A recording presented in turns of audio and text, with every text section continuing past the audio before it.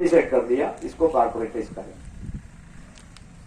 लड़ाई में है, आप लोग सब लड़ाई किया, संघर्ष किया, आंदोलन किया, अनिश्चितकाल हड़ताल का, इंडेफिनिट स्ट्राइक का नोटिस दिया। अब सरकार गया चीफ लेबर कमिश्नर के पास, उन्होंने बुलाया, उनका सामने डिस्कशन हुआ, उन्होंने डायरेक्शन दिया। अब इन लोग से बात करना पड़ेगा।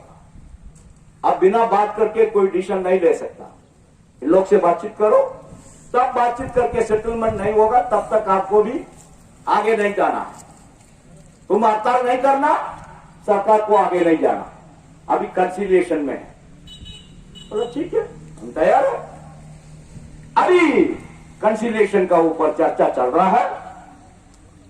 सेक्रेटरी डीपी ने बोला आप लोग कारपोरेशन को मना कर रहा है, इस ऑर्डिनेंस प्रैक्टिस को सरकार सेटअप में ही ठीक करने का आप अल्टरनेटिव प्रपोजल दे दो। बोला ठीक है। 20 दिन का अंदर तीनों फेडरेशन पूरा रात पूरा दिन बैठ के वीडियो कॉन्फ्रेंस करके रात 2 बजे तक 1 बजे तक आपस में डिस्कस करके बीच में 3 दिन दिवाली का छुट्टी भी आ गई। उसका बाद भी हम लोग इतना एक्सरसाइज करके एक प्रपोजल दिया। प्रपोजल जब आपका हाथ में है, उसका अंदर हम नहीं जा रहा, हम लोग ने दिया। उस प्रपोजल का ऊपर बातचीत करने के लिए 5 तारीख बुलाया। हम गया, हमारा अध्यक्ष पाठक साहब इसी मेडक फैक्ट्री में ही वीडियो कॉन्फ्रेंस में उस मीटिंग अटेंड किया, वो भी आप सबको मालूम। हम लोग सब बोल दिया, अरे बाबा तुमने बोला अल्टरनेटिव प्रपोजल दे दो, हम लोगों ने अल्टरनेटिव प्रपोजल आपका सामने रखा है, उसमें आपको क्या मंजूर है क्या मंजूर नहीं है बताओ, उसमें क्या अमेंडमेंट चाहिए, बातचीत करेंगे। लेकिन साथियों 5 तारीख 4 घंटे का डिस्कशन का बाद सेक्रेटरी का एक ही वर्षन है, आपका कोई भी प्रपोजल हम एक्सेप्ट नहीं करेंगे। फिर हम 20 दिन ये तीनों फेडरेशन पूरा रात दिन बैठ के ऐसा एक प्रपोजल बनाने का मतलब क्या है? बहुत जगह हो गया उस मीटिंग में, बहुत जगह होने के बाद फिर बोला ठीक है, हमारा विचार हम आपका सामने रखा है, आपको कुछ बोलना है तो बोलो बात में। अभी उनका मिनट्स आ गया, वो भी 15 दिन का बाद मिनट्स आ गया। अभी उस मिनट्स का ऊपर फिर हम लोग हमारा काउंटर तैयार कर रहा है, तीनों फेडरेशन का काउंटर अभी तैयार कर रहा है, आपस में डिस्कशन चल रहा है। लेकिन सरकार का उद्देश्य क्या है? अभी अजय भी इधर बैठा है, वो भी सीडीआरए का तरफ से डिस्कशन को गया। उनका क्या है? अरे बाबा ये तो एक डेमोक्रेटिकली इलेक्टेड सरकार का निर्णय है। अब किसान को भी वही बोल रहा है ना। अभी किसान का आंदोलन 2 महीने से चल रहा है, अभी देख रहा है 2 महीने हो गया, 10 राउंड डिस्कशन हुआ, एक नहीं है 10 राउंड, 10 राउंड ऑफ डिस्कशन विज्ञान भवन में किसान का नेता लोग का सौदा हो चुका है। सरकार क्या बोल रहा है? हमने निर्णय लिया, बस उसमें आपको कुछ परिवर्तन करना है तो बताओ। अब किसान बोलता है ये कानूनी हमारा खिलाफ में है, इसलिए उसको विड्रा करो। लेकिन सरकार उसको बोलता है हम विड्रा नहीं करेंगे, उसमें कुछ चेंज करना है तो बताओ। हमको भी वही बोल रहा है, डिफेंस कर्मचारी को भी सरकार वही बोल रहा है, हमने निर्णय लिया कॉर्पोरेटाइज करने का, वो हम वापस नहीं लेंगे। आपका सर्विस में कुछ गड़बड़ है तो बताओ। अरे साथियों सर्विस के बारे में हम बात शुरू करेगा, उसका मतलब तो क्या होगा? हम कॉर्पोरेटाइजेशन एक्सेप्ट किया, वही तो होगा ना। Once we start discussing our service matter, उसका मतलब हम हमारा कॉर्पोरेटाइजेशन का एजेंडा सरेंडर कर दिया। इसीलिए हम सर्विस के बारे में बात कर रहे हैं। हम क्यों बात करेंगे? तुम हमारा सर्विस कैसे बदल करेगा?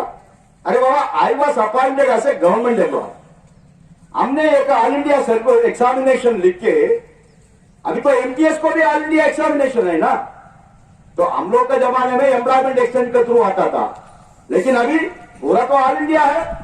आईओएफएस को भी ऑल इंडिया, जेडब्ल्यूएम को भी ऑल इंडिया, चार्टमैन को भी ऑल इंडिया, एमटीएस को भी ऑल इंडिया, स्किल्ड वर्कर को भी ऑल इंडिया का नाम पर आर्टन फैक्ट्रीज को कॉर्पोरेटाइज करने का कोशिश किया। तीनों फेडरेशन ने अनिश्चितकाल हड़ताल का नोटिस दिया और 4 ट्रेड यूनियन लीडर था, एक सोशलिस्ट था। उन्होंने तुरंत तीनों फेडरेशन को बुलाया, सेटलमेंट किया, हम आर्टेंस फैक्ट्रीज को कारपोरेटाइज नहीं करेंगे। लिखित में है, रिटर्न डॉक्यूमेंट है। उसका बाद मिनिस्टर बदल हो गया कुछ समय के लिए, 6 महीने के लिए जसवंत सिंह आया, ये ब्यूरोक्रेट तुरंत फाइल पुटअप किया, सर कारपोरेटाइज करो। फिर हम लोग ने हड़ताल का नोटिस दिया, जसवंत सिंह ने बुलाया, 6 महीने के लिए रक्षा मंत्री था, उन्होंने बुलाया, उनको भी हम लोग ने कन्विंस किया, वो भी बोला नहीं, देश का सुरक्षा के लिए ऑर्डिनेंस फैक्ट्री सरकार का अंदर ही होना चाहिए।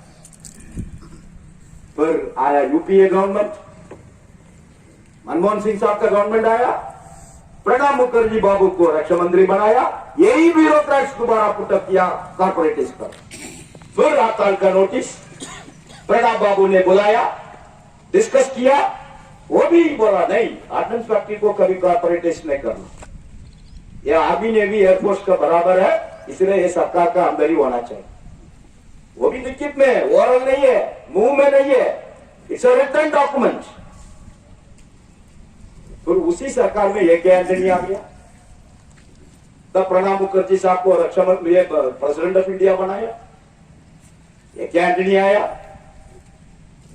फिर दोबारा फाइल उनका पास गया, विजय केलकर कमेटी भी रेकमेंड किया, नायक कमेटी भी रेकमेंड किया, जाफा कमेटी का भी रिकमेंडेशन है, इसलिए कारपोरेटाइज करो।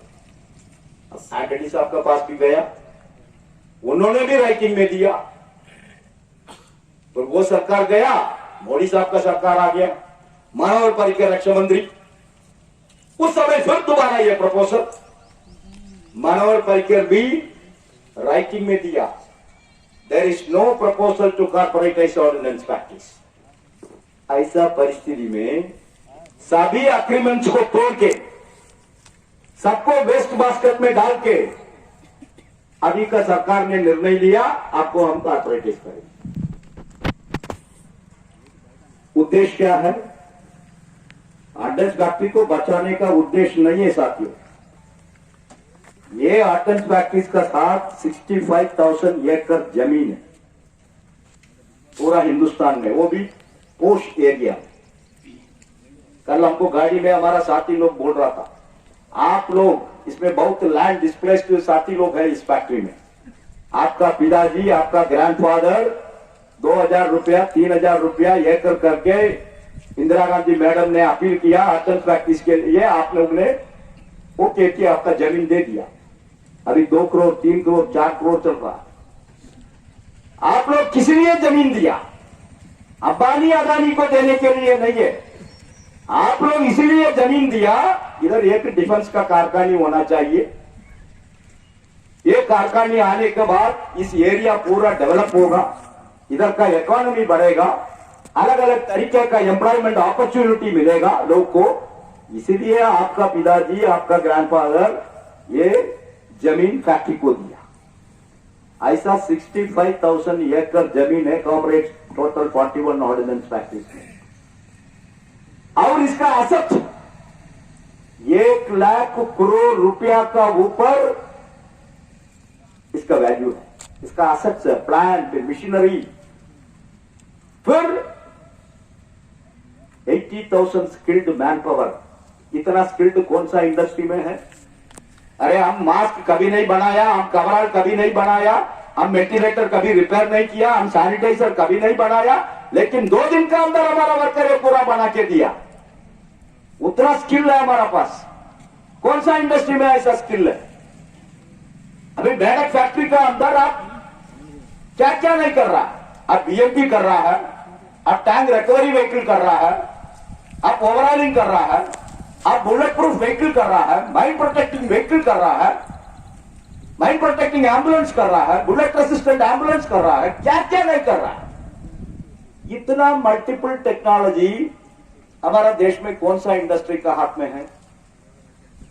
लेकिन वो सब सोचने का सरकार तैयार नहीं है। पिछले रक्षा मंत्री लोग ने कितना भी आश्वासन है, डिमांड के बारे में आप सबको मालूम है, एक भी कोई नया डिमांड नहीं है। हम लोग सब ऑर्डिनेंस फैक्ट्री का कर्मचारी है। हम लोग का भविष्य क्या होने वाला है, ये बहुत बड़ा सवाल है। कुछ लोग का दिमाग में यह भी था, आज का बजट का भाषण में फाइनेंस मिनिस्टर ने अनाउंसमेंट करने का भी चांसेस है, अप्रैल 1 तारीख से हम लोग कारपोरेशन बनेगा करके, लेकिन अभी तक वो खबर नहीं मिला। लेकिन सरकार उस रास्ता में चल रहा है, वो आप सबको मालूम है। कोविड-19 का बैकग्राउंड में, कोविड-19 का एडवांटेज लेके सरकार ने कोविड-19 रिलीफ का नाम पर, हम लोग सब लॉकडाउन में था, सरकार ने लॉकडाउन किया, हम लोग भी लॉकडाउन में था। लेकिन उस लॉकडाउन पीरियड में भी हमारा 19 ऑर्डिनेंस फैक्ट्री इस देश के लिए काम किया, वो भी एक सच है। कारण लॉकडाउन के बाद पूरा प्राइवेट इंडस्ट्री भगा दिया, चले गया, बंद कर दिया, उनका कर्मचारी भी चले गया। लेकिन इतना सीरियस सिचुएशन हमारा देश में कोविड-19 वायरस की वजह से हुआ, हमारा डॉक्टर्स को, हमारा पैरामेडिकल स्टाफ को, हेल्थ वर्कर को, सैनिटरी वर्कर को मास्क तक इतना बड़ा देश में नहीं था। मास्क भी नहीं था, डॉक्टर्स का कवरऑल सूट नहीं था, सैनिटाइजर नहीं था, हॉस्पिटल में वेंटिलेटर नहीं है, परिस्थिति बहुत खराब। ऐसा सिचुएशन में रक्षा मंत्री ने ऑर्डिनेंस फैक्ट्री बोर्ड चेयरमैन को एक डायरेक्शन दिया, अभी ऑर्डिनेंस फैक्ट्री बोर्ड देश को बचाने के लिए आना पड़ेगा, मास्क प्रोडक्शन करना पड़ेगा, कवरऑल प्रोडक्शन करना, सैनिटाइजर प्रोडक्शन करना, वेंटिलेटर प्रोडक्शन करना, मेडिकल टेंट प्रोडक्शन करना। चेयरमैन बात किया तीनों फेडरेशन से, हम लोगों ने बोला हमारा वर्कर तैयार है, देश का जरूरत है तो हमारा कोविड हो कुछ भी होने दो, हमारा वर्कर तैयार है। 19 फैक्ट्री काम किया उस कोविड-19 का पीरियड में, इंक्लूडिंग आपका ऑर्डिनेंस फैक्ट्री मेडक।